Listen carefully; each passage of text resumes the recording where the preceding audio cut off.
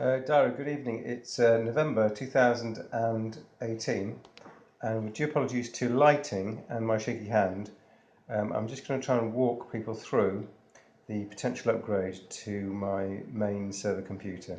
So the cover is off, you can see inside, and to get to the chase, I've now successfully fitted the new ASUS M2 card. Now this card is here. See my finger, and this card allows you to install 4 NVMe PCIe hard drives. So far all I've done is take the 2 drives that I've had in this computer for at least a year and a half and place them onto this card, and I just want to walk people through the changes I've had to make to the system to get this to work, because this card is a special card that allows you to have 4 drives in an X16 slot. And the way that this works is that you have to have a motherboard where you can bifurcate the slot 2 times 4, 4 times 4. Now, getting this to work was not easy, so I started off by writing down some things like what was in each slot, what physically was in each slot, some information from the BIOS, and then the actual disk information, hoping that I could figure this out. But it didn't really work. I'm going to show you the BIOS screen in a second. In fact, let's go to the BIOS screen now. So here's the BIOS screen, and if you can see that, we're in the IIO configuration, and we're going to show you what's actually working. So what's actually working is that in the IIO0 and IIO1 configuration, going to IIO1 configuration, and you'll see that there is 3 ports that I can change, and in port 3 you'll see it says X4, X4, X4, X4, and that's to show you the fact that I configured the single X16 slot to be 4 times 4 wide. So you can see there's various different options I could have chosen. I could have chosen 448 or 844 or 88 or 16 or auto, as it was previously set to. But I've set it to 4 times 4. And what that means is when the machine boots up, it treats it as though there were 4 separate PCI slots, each of PCI 4 width. And in fact, since we've got 2 hard drives installed, if we put it on down to these ports here, 3A, you'll see we're up and running. It says PCI link state is linked as times 4 and max width as times 4, which is great because I've got an NVMe hard drive in there. And 3B has got another NVMe hard drive in there, and again it's linked as times 4, max width is 4. And not surprisingly, 3C and 3D go in there. Link did not train, but it would be max width of times 4. So this was a little bit difficult to figure out exactly what PCIe slots related to what port here. There are actually 6 slots in this motherboard, and of course it wasn't so simple as counting from 1 to 6 on these ports. So what actually worked was the following. I found out that I had a USB-C card in there, which I've actually just taken out, but that was training as link times 2.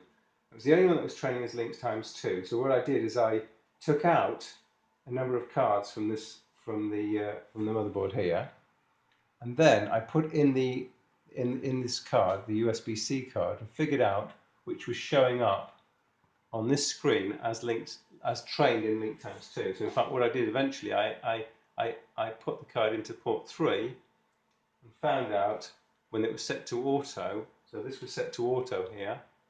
And then after switching the machine on, going to the BIOS, I found out that it said linked as times 2, and at that point I could figure out that port 3 was physically this card here. So then I knew which BIOS setting to twiddle. I hoped it was going to work, and it did work. Now there's a few other things to notice. This is a Super Micro motherboard, and I'm a bit nervous about upgrading the BIOS. The long story short is that this machine came with a BIOS that didn't have the ability to boot an NVMe PCIe drive. And I pointed this out to Supermicro, who initially said that's impossible. It does have this information. So I actually sent them a physical card. I didn't send them a hard drive. I sent them a card saying, look, if you put this card in the machine, in your test machine, and try and boot from the drive, it won't work. And after some months, they did that. And indeed, they said, yes, we've made a mistake. We've forgotten to put that feature in the BIOS. So I had a beta BIOS, which I'm still actually running. Since that time, the BIOS has gone up in many different levels. And at the time, they told me, oh, no, this BIOS that we're sending you doesn't have this bifurcation feature. But in fact, I could see that it did have the feature. So I'm very thankful that this BIOS that I'm still running has the bifurcation feature. It does work. But if you have this Supermicro X10 series motherboard, you'll have to install the latest BIOS because you don't have a beta BIOS anymore. And that should do the same, that should work. I'm just very nervous at upgrading this because although it should work, I've had problems with the management interface, which doesn't work at all. So you're probably all aware of the different Xeon and Intel in general fixes they've had to put in to deal with hacking.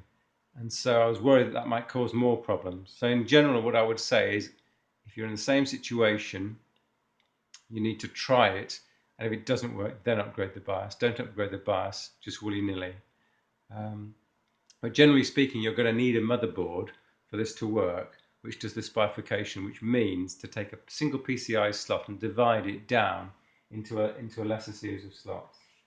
I want to finish off by sharing with everyone the theory that's been working again for about 2 years, which I hope to extend, and that's the theory which I've been using to make a faster system. Now, Microsoft does have something called storage spaces, whereby you can add some faster drives, and say SSDs or NVMe drives, and some slower drives, and make them into one big disk. This is a great system, and I have documented it already fully with all the commands and so forth, and I even ran it for at least 6 months to a year. The unfortunate situation is that it doesn't have any failure mode that I can see. In other words, if any of the drives breaks down, you're totally and utterly screwed, and the disk is totally unusable. So rather than do that, I've now come up with a redundant system, which again I've been using for about 2 years, and I'm going to share that with you and show how it works. So the first thing is we have a cache drive, and that's entirely based on M.2. And then we have one or more hard drives, which we're going to call the all data and code. Okay, so that could be a single drive. For example, today that can be a 14 terabyte drive. And this, for example, this cache can be up to 4 drives. You see that, 4 drives maximum. At the moment I've got 2, so I've got 2 drives in here.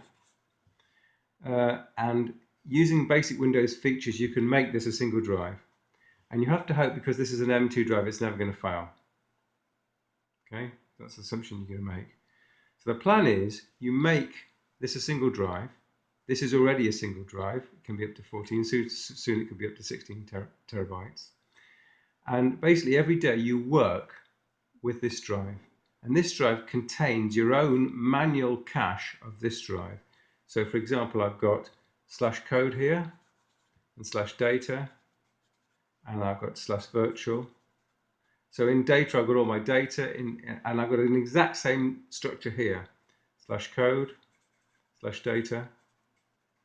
And the idea is that you manually put onto this disk, a single disk that you've made, the data that you work with on a day-to-day basis. And at the end of the day, I've got a program called syncback, which I actually paid for. There's a free version, but I do encourage people to pay for it because it's just a great program, and the paid version's got more facilities. So at the end of the day, on a schedule, syncback copies just the whole of this drive over to here. So this is to actually equate the drives. I've got an X drive here, and I've got a V drive here. So effectively, in DOS terms, You like doing an X copy, X colon backslash to V colon backslash. So you overlay everything on this drive with this drive. This drive is guaranteed to have the most up-to-date content. You work with this drive, and if over time you find there's something that's not on this drive that you need to work with every day, you copy it from here to here, and then you work with it on here. So that's the normal, so every day on a schedule, it copies from here to here. So just to go into the other parts of our backup strategy, we have a third drive, which is not a drive, it's actually a NAS box. So every day on another sync back schedule, we have a copy from the whole of this 14 terabyte space to this NAS box. It's a difference copy, so it only copies what's changed. So first of all, every evening, a copy is made from the active data that you're working with on a daily basis from here to here. After that, a schedule copies from this drive, which is a local drive on your server for maximum speed, except for this, which is faster, to your NAS box. And then we've got two further places. We've got an occasional copy disk, and we've got a cloud. Okay. So what happens is occasionally I make a copy of the NAS drive to this disk, and this goes off site to a location 1,000 kilometers away. And I have some cloud storage, not as much as I had because I'm in England now with slow internet links. And occasionally critical data is pushed from the NAS box up to the cloud. So let's review that again from start to finish. We've got a day-to-day data you work with on here. You're working with a cached M2 environment, which is working at a rough speed of 2,000 megabytes per second read speed. So this is working at that level of speed. These disks are working at approximately 200 megabytes per second.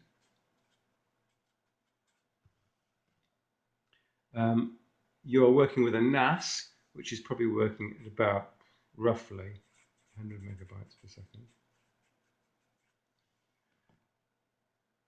And then you've got a cloud, which for us is working at about 10 megabytes per second. And the copy speed here is about, it can be up to 200 megabytes per second again. So you see there's a sort of hierarchy of speeds. The idea is that you're working in this environment at 2,000 megabytes per second read speed. In the evening, you're copying down to here, which is at 200 megabytes per second.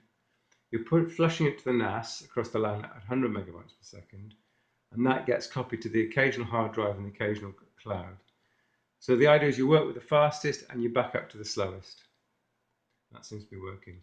Now, the big $64,000 question is, how much money do I have to upgrade this environment? And the argument is, at the moment, not very much at all. So ideally, this could be filled with 4 2 terabyte, I would choose Samsung drives, which would give me 8 terabytes of M2 storage, but I don't really have the money even for a single 2 terabyte drive.